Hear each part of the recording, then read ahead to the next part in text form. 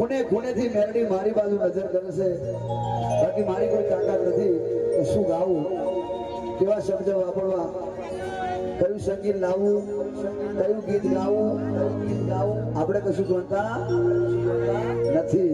Automatic આકાશ આવવાની આકાશવાણી અવાજ થાય છે. શું થાય છે? આકાશવાણી બોમ્બ ફૂટે છે અને લોકો જોવે છે કે આકાશવાણી અવાજ આ નહીં કરતા ટ્યુશન, નહીં કરતા સારેગામા, નહીં કરતા અભ્યાસ, અને ઓટોમેટિક આવાજ કઈથી?